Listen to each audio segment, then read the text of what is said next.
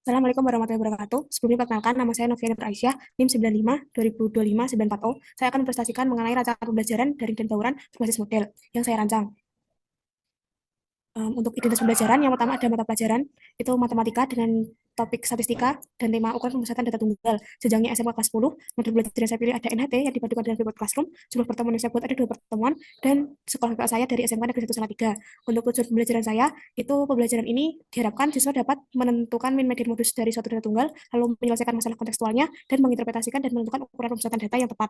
Nah, untuk kasusnya atau masalah yang menjadi dasar pembelajaran ini berasal dari pengalaman saya sendiri saat PPL, di mana pembelajaran matematika di SMK Negeri Salatiga itu ada 2 JP, yang satu JP-nya itu 45 menit. Nah, dalam pelaksanaannya itu ditemukan beberapa kendala. Sebelum kegiatan diskusi dimulai, saya sebagai guru itu menjelaskan materi dari awal, sehingga mengakibatkan hal tersebut tuh semakin lama, dan waktu untuk diskusi, formatif, presentasi, dan lain sebagainya itu serasa belum optimal.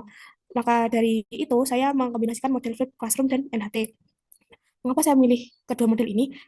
Penggunaan Flip Classroom untuk peserta didik itu mempelajari materi terlebih dahulu melalui LMS sebelum pembelajaran berlangsung. Dengan demikian, waktu tatap muka itu difokuskan untuk diskusi, analisis, dan pemecahan masalah. Kemudian untuk model NHT ini saya pilih karena untuk meningkatkan partisipasi dan tanggung jawab siswa, juga meningkatkan keberanian siswa dan tingkat kepercayaan diri siswa. Begitu. Nah, untuk langkah-langkah pembelajaran baurannya, itu nanti saya ada dua pertemuan, pertemuan satu dan dua. Pertemuan satu dan dua ini sebenarnya hampir sama nanti untuk kegiatannya, ada prakas dan tatap muka. Nah, kegiatan prakas ini, itu merupakan tugas mandiri daring, di mana siswa itu diminta untuk menonton video mengenai min media modus di pertemuan pertama nanti, lalu ada meringkas materi di PDF, lalu mengisi kuis atau pretest, dan kemudian mencatat yang dijelaskan di video, lalu menuliskan minimal satu pertanyaan yang belum dibahas pada kolom komentar.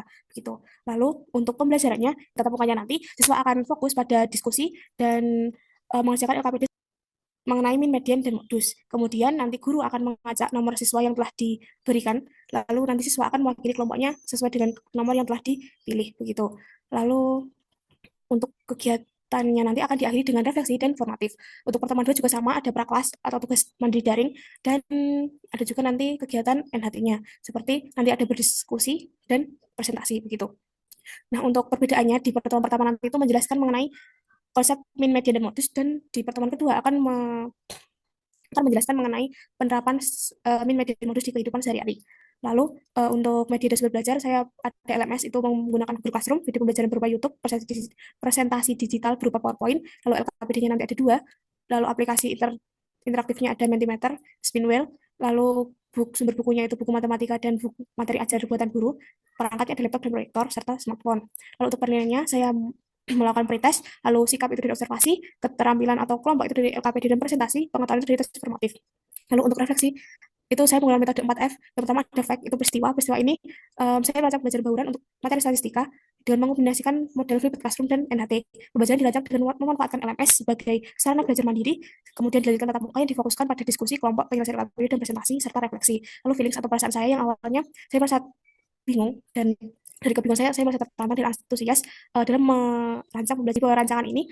Saya dapat mengoptimalkan waktu belajar sekaligus meningkatkan keaktifan siswa. Lalu findings atau pembelajaran yang didapat dari sini, saya belajar bahwa bauran itu tidak hanya sekedar memanfaatkan teknologi semata, tapi juga memerlukan perancangan yang matang agar kegiatan daring dan tatap muka itu saling melengkapi. Lalu untuk future dan kedepannya, saya akan menerapkan pembelajaran bauran dengan memanfaatkan LMS sebagai sarana belajar mandiri sebelum belajar tatap muka, begitu. Nah, nanti saya juga akan mencoba mengkombinasikan flip classroom ini dengan model-model pembelajaran yang lainnya. Nah, ini ada modul belajarnya.